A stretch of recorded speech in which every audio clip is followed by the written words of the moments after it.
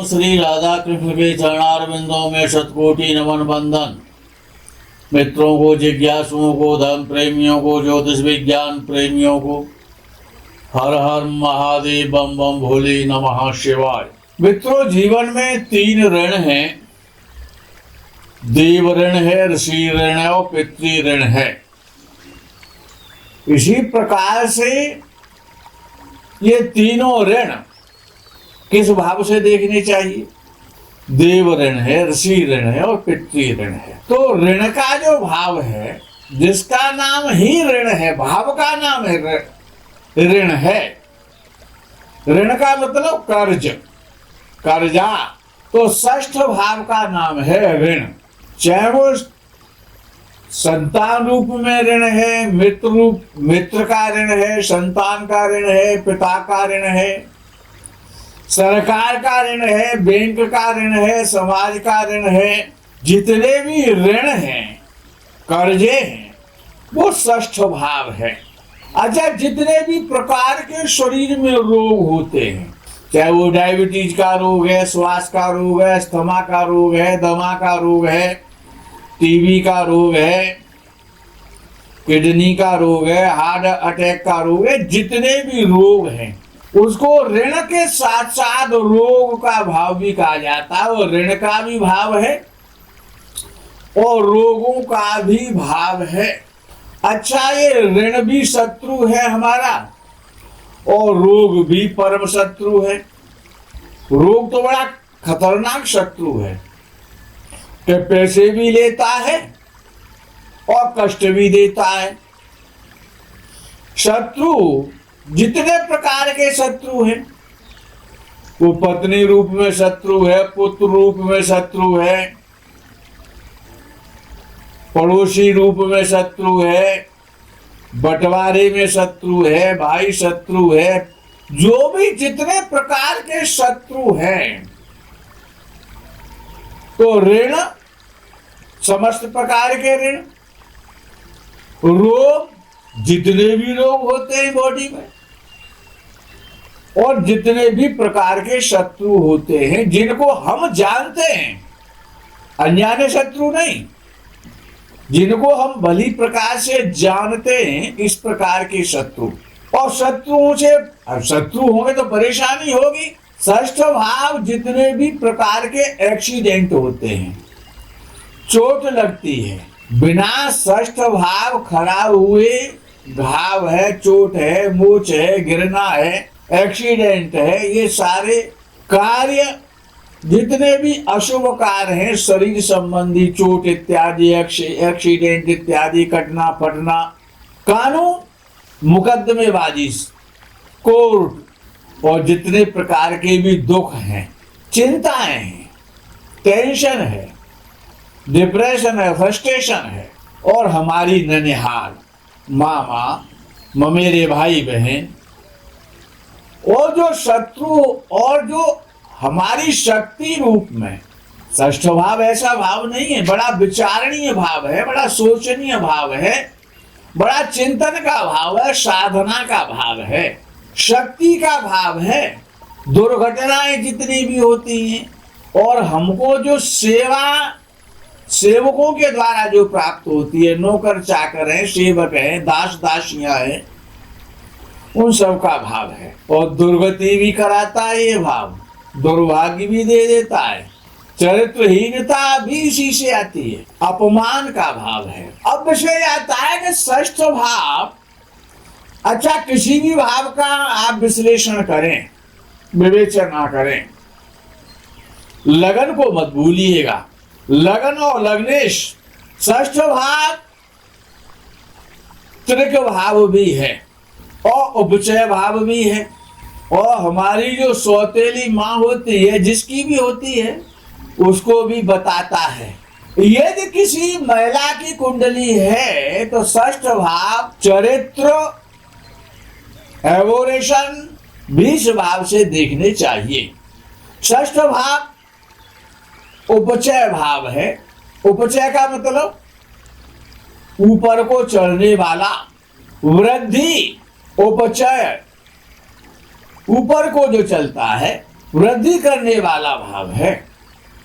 उपचय भाव में जो भी ग्रह स्थित होता है, कोई सा भी ग्रह बैठ जाए, तो उसके जो कारकत्व हैं, जिन जिन चीजों का, वस्तुओं का वो कारक है, उन सब की वृद्धि हो जाती है, वो बली हो जाते हैं। बल का भाव है ना, षष्ठ भाव, लड़ने झगड़ने का भाव है ना।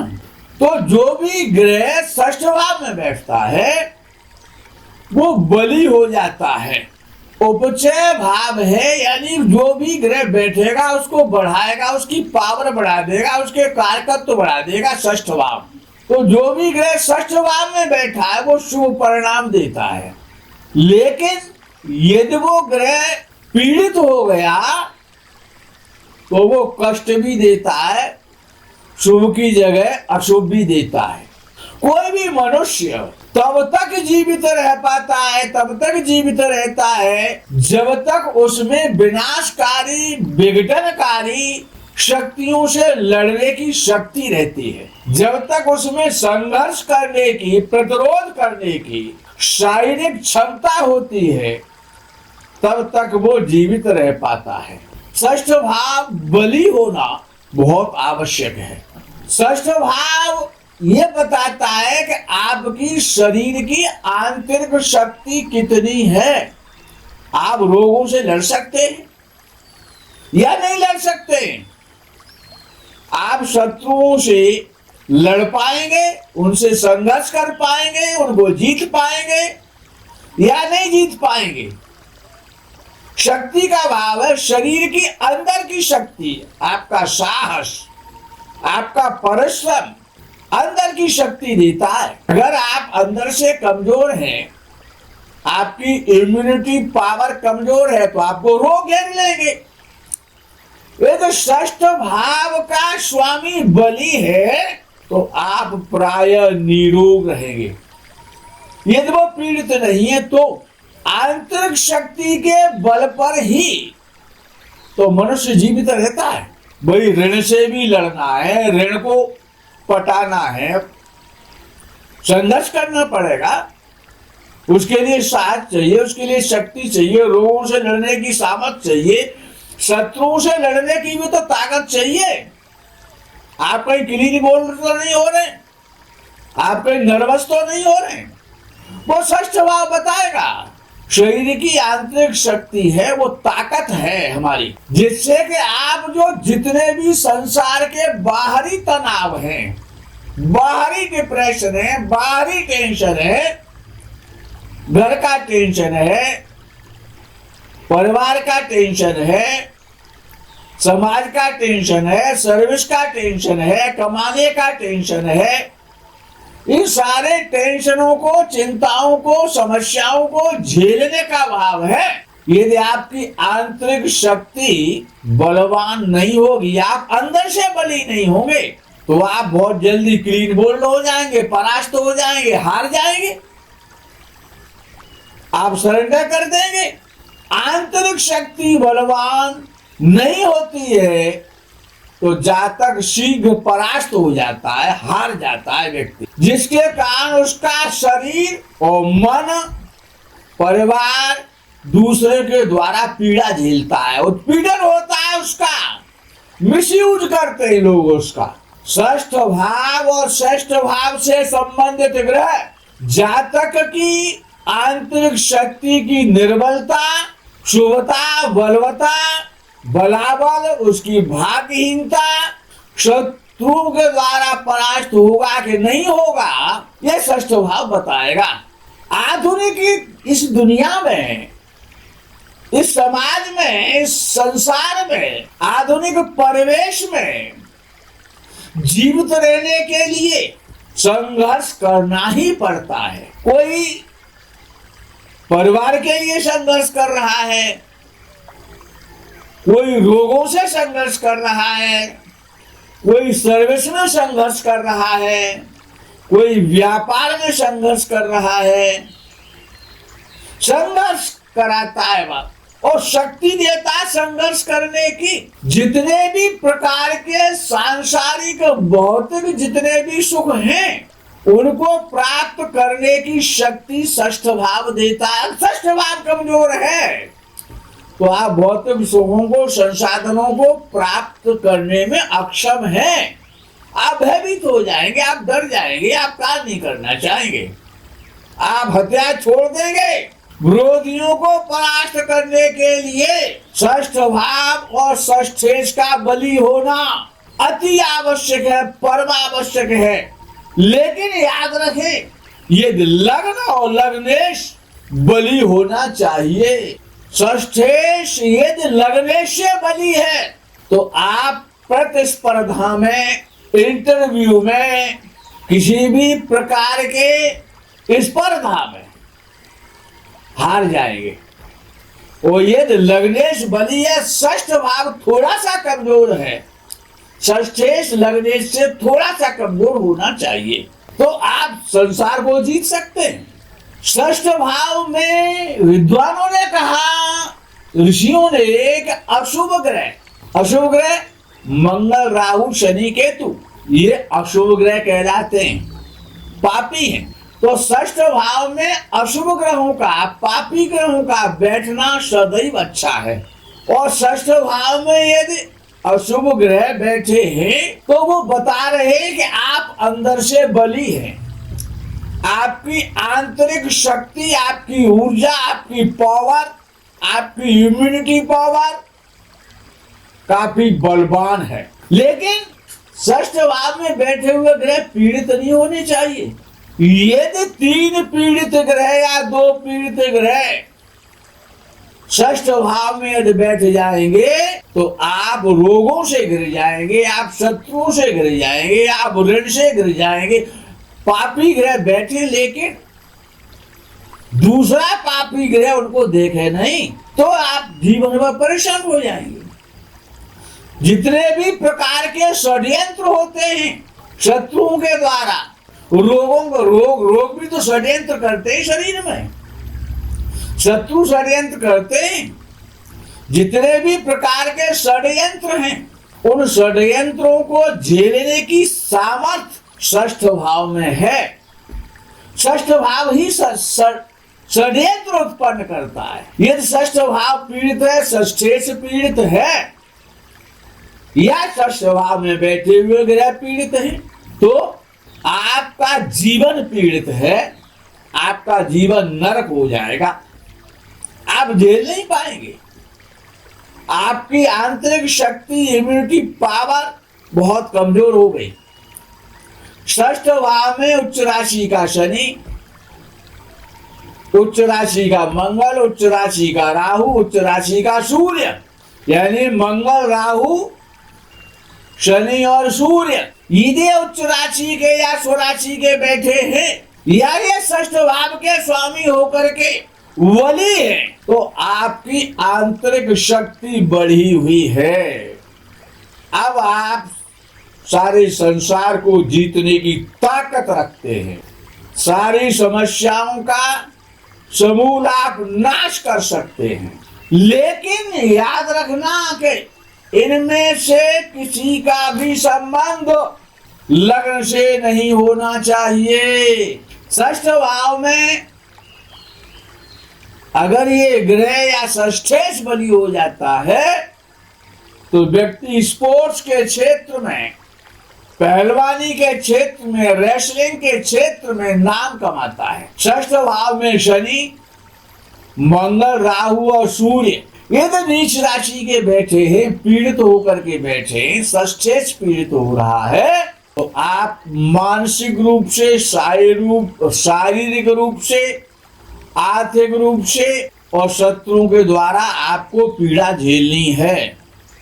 अब आपको रोग भी परेशान करेंगे, शरीर भी परेशान रहेगा, हानि भी होगी, परेशानी भी आएंगे, शत्रु आपके साथ षड्यंत्र करेंगे, आप ऋणी भी हो जाएंगे।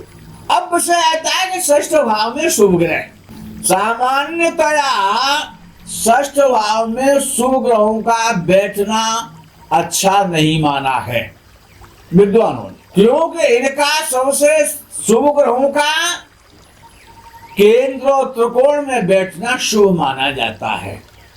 लेकिन षष्ठ भाव में शुभ ग्रहों का बैठना विद्वान अच्छा नहीं मानते हैं, लेकिन ये शुभ ग्रह हैं तो नैसर्गिक बल प्राप्त करके जातक को भौतिक और आर्थिक लाभ तो देते हैं। ये षष्ठ भाव में बैठे हैं। षष्ठ भाव में स्थित शुभ ग्रहों का शुभत्व कमजोर हो जाता है, उनकी शुभता न्यून हो जाती है। लेकिन एक चीज तो है, जब शुभ ग्रह बैठेंगे षष्ठ भाव में तो रोग, ऋण, लड़ाई झगड़ा, एक्सीडेंट, मुकदमा, इन सब परेशानी से बचा लेंगे आपको। क्यों? शुभ है। षष्ठ भाव में स्थित बली चंद्र यदि अष्टक वर्ग में 5 या 6 शुभ बिंदु लेकर के बैठा हुआ है और षष्ठ भाव में बैठा है तो अकेला चंद्र अरबपति खरबपति बना देगा आपको। अकेला चंद्र पीड़ित ना हो। षष्ठ भाव का चंद्रमा बड़ा बुद्धिमान बनाता है, लेकिन शुभ स्थिति में हो, अष्टक वर्ग में भी बली हो, बृहस्पति, शुक्र और बुध यदि षष्ठ भाव में बैठे हैं, आप निरोग रहेंगे, आप पर ऋण नहीं होगा, आपके शत्रु नहीं होंगे, आप पर कोई भी तंत्र मंत्र टोना टोटका काम नहीं करेगा।